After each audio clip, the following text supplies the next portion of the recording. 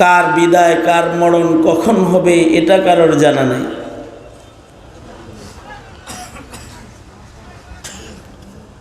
কখনো ছেলের সামনে বাবার মৃত্যু হয়, আবার কখনো বাবার সামনে ছেলের মরণ হয়, কখনো ছোট ভাইয়ের লাশ বড় ভাইয়ের কাঁধে বহন হয়, চাচার সামনে তার ভাতিজা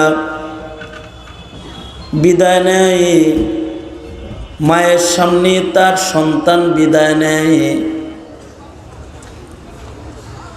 এমন একটা নিশ্চিত বিষয় যেটা অনিশ্চিত মত, কখন কার কাছে হাজির হবে এটা কারোর জানা নাই। আমরাও এখানে যারা আছি আমরাও জানি না যে আমাদের কার মরণ কখন হবে, জানেন একমাত্র আল্লাহ তাআলা।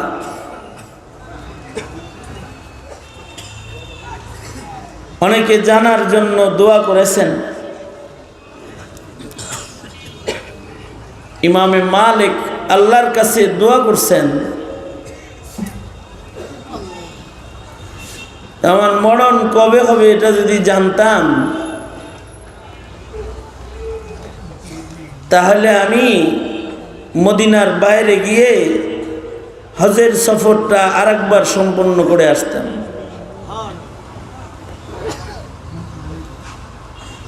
কারণ ওনার জীবনের তামান্না ছিল যে ওনার খাতেমাটা মদিনার ভেতরে হোক, নবীজির শহরে ওনার শেষ নিঃশ্বাস ত্যাগ হোক। এজন্য উত্তম জায়গায় মৃত্যু হয় যেন এ দোয়া করাও ইবাদত। এ কারণে মুমিনের এটা একটা আহাম দোয়া, ওয়াজআল মাউতি ফি বালাদি রাসূলিক, হে আল্লাহ আপনি আমাকে এই জমিনের শ্রেষ্ঠ শহর মদিনায় আমার মরণ দান করেন। এটাও একটি আহাম দোয়া। শেষ নিঃশ্বাসটা ভালো জায়গায় হবে, ভালো হালতে হবে।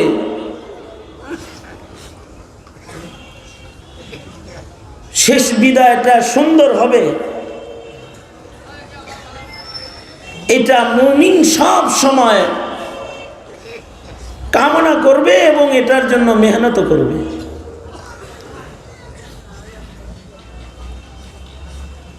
ইবাদতের হালতে মত কামনা করা, বিদায় যেহেতু হবেই, আমার মৃত্যু তো হবেই, তো নেক কাজ করতে করতে যেন মরণ হয়। কতই না বরকতওয়ালা ওই মানুষগুলা যাদের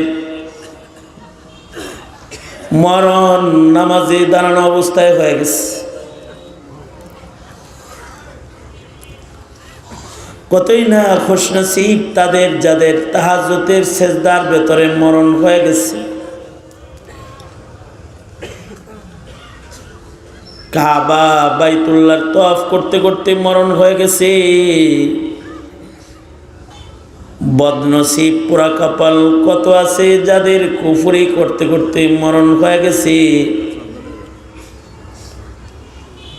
মুমিনের ঘরে জন্মাইছে কিন্তু গুনাহে কবিরাতে মৃত্যু হয়ে গেছে, বদনসিব।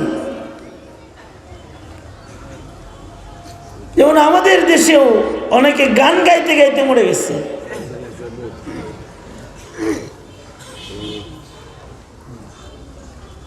কেউ তো গান গাইতে গাইতে মরে, কেউ আছে মদ খাইতে খাইতে মরে গেছে, পত্রিকায় আসছে। উনি মাতাল যে হইছে মদ খেয়ে, তারপরে আর হুঁশ আসে নাই, নিকৃষ্ট খাতনা।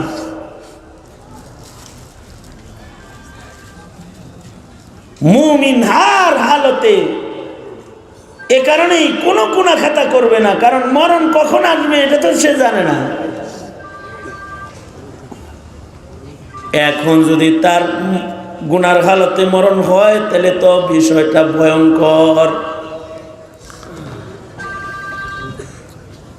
মুমিনের মৃত্যু যদি গুনার হালতে হয় তাহলে ভয় হলো গুনার হালতে যখন কারণ মৃত্যু হয়, গুনাহে কবিরা যখন মুমিন করে, ঈমান গুনাহে কবিরাকারীর সাথে থাকে না। কারণ ঈমান একটা নূর, মাসিয়াত একটা অন্ধকার। আলো আধার দুইটা এক জায়গায় হয় না। সরকার বলে গুনার হালতে মুমিনের ঈমান মুমিনের সাথে থাকে না। লা ইয়াজনি জানি হিনা ইয়াজনি ওয়া হুয়া মুমিন। মুমিন যখন কোনো গুনাহে কবিরা করে অর্থাৎ চুরি করে তো ঈমানদারের হালতে চুরি করে না, জেনা করে তো ঈমানের হালতে জেনা করে না, মদ খায় ঈমানের হালতে মুমিন মদ খায় না। সাহাবীরা জিজ্ঞাসা করেছে আল্লাহর নবী, তখন তার ঈমানটা যায় কোথায়? আল্লাহর রাসূল বলেন ঈমান তখন তার মাথার উপরে মেঘমালার মতন উঠতে থাকে। যখন গুনাহ করা শেষ হয় তার ঈমান তার ভিতরে ঢুকে, আর যতক্ষণ গুনাহ করে তখন তার ঈমান তার মাথার উপরে থাকে। তাই গুনাহের হালতে যদি কারোর মরণ হয় তাহলে তার খাতেমা খারাপ হয়ে গেল।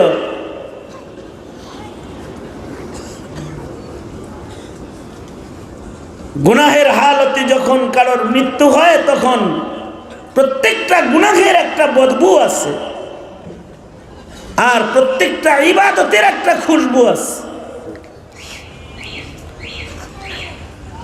ইবাদত খুশবুদার হয় আর গুনাহ বদবুদার হয়। গায়ের ভেতরে লাইগা রয়েছে তো পায়খানা, কিন্তু জেনার থেকে বাঁচার জন্য পায়খানাটা গায়ে লাগাইছে, দর্শে হাদিসে প্রবেশ করেছে,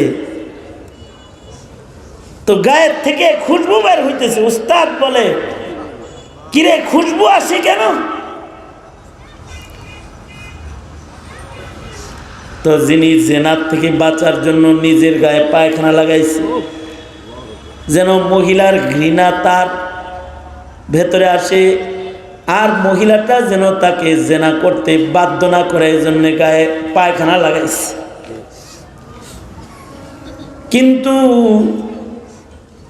দর্শে ঢুকতে হবে, ভালো করে সাফাই করার সময় পায় নাই, যে গুনাহ থেকে বাঁচার একটা ইবাদত করছে,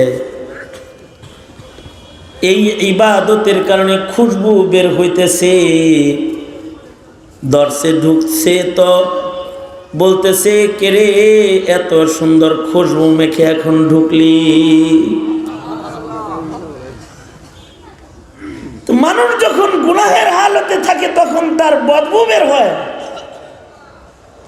আর এই বদবুর হালতে আজরাইল তার কাছে আসলে ভয়ঙ্কর অবস্থায় আসে, রূহ বের করে তো ভয়ঙ্কর অবস্থায় বের করে। এ কারণে গুনাহের হালতে যাদের শেষ নিঃশ্বাস ত্যাগ হয় তাদের মৃত্যু এমন হয় যে কখনো কখনো ঈমান হারা মৌতের সম্ভাবনা হয়ে যায়, যে মৃত্যুর সময় আর ঈমান নসিব হয় না। আর যদি ইবাদতের হালতে মরণ হয়, মরণটা সুন্দর হয়।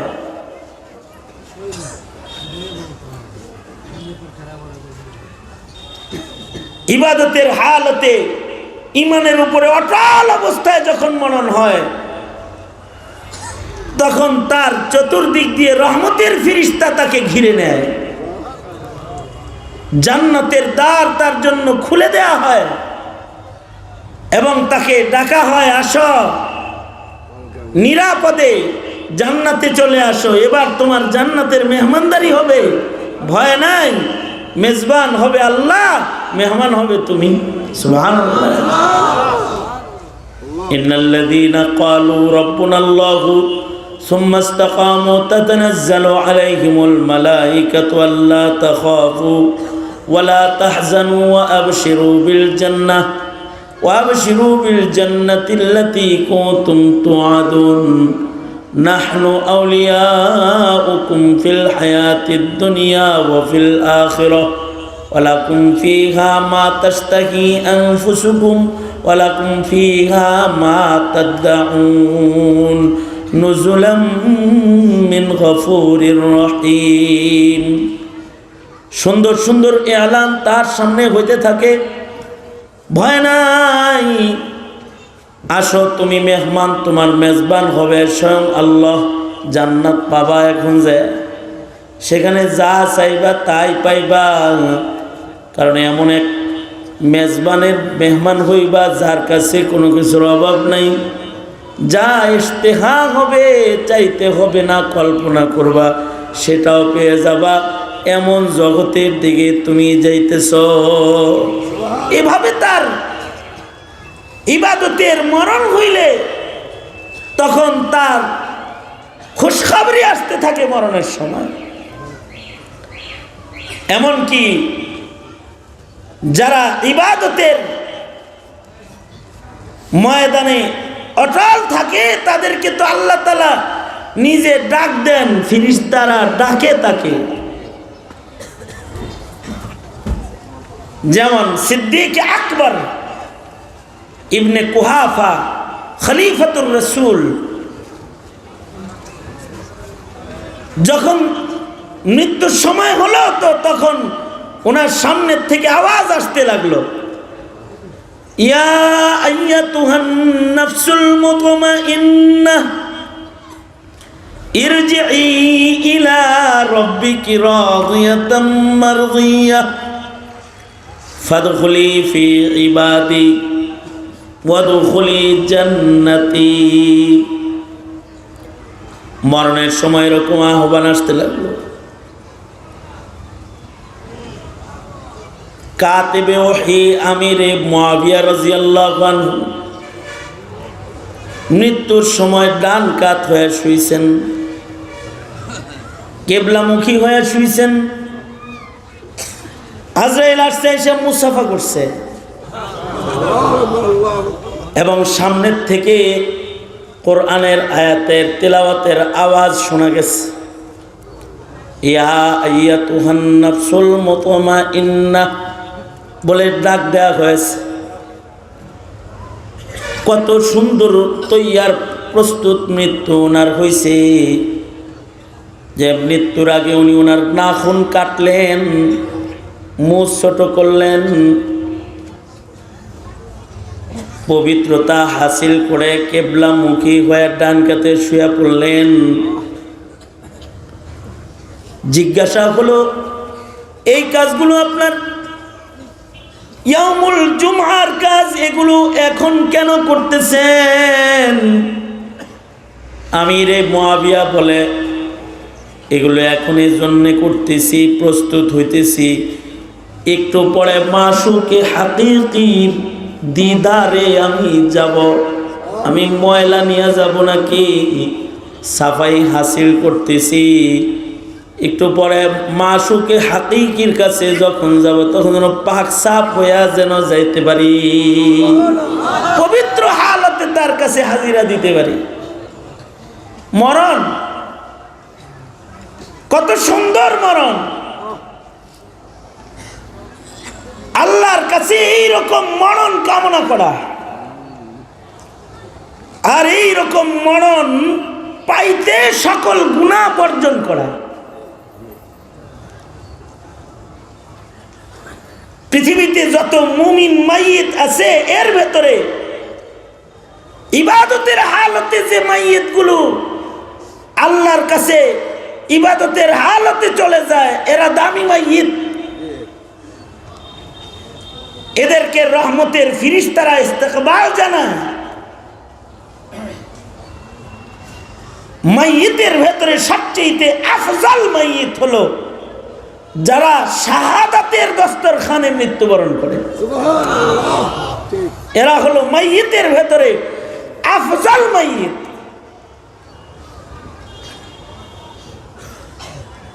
কেউ আছে জিকির করতে করতে মরে, কেউ আছে সেজদার হালতে মরণ হয়, কেউ আছে তওয়াফ করতে করতে তাদের মরণ হয়, আর কেউ আছে রক্ত ঝরাতে ঝরাতে তাদের মরণ হয়,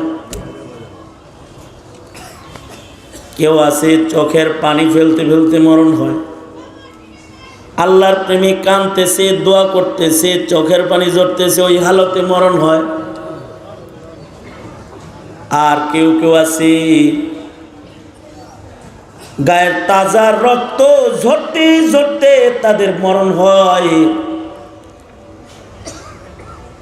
আল্লাহর কাছে কাতরাতান, দুইটা ফোঁটা আল্লাহর কাছে অনেক দামি। একটা হলো চোখের পানির ফোঁটা, আর একটা হলো গায়ের তাজা রক্তের ফোঁটা। চোখের পানি আল্লাহর জন্য পড়তে পড়তে যাদের মরণ হয় এদের দামি মাইয়িত। কিন্তু এর চেয়েও আরো দামি মাইয়িত হলো ওই মাইয়িত যাদের গায়ের তাজা রক্ত আল্লাহর জন্য ঝরতে ঝরতে মরণ হয়, আর তাদের নামটা আফজল মাইয়িত। সোহাদাদের দপ্তরে তাদের নামটা গণনা হয়ে যায়। এই যে মাইয়িত যারা শহীদ হয়, যারা শাহাদাতের দস্তরখান পায়, এই মাইয়িত গুলা আল্লাহ পাকের কাছে সবচেয়ে দামি মাইয়িত, আফজল মাইয়িত।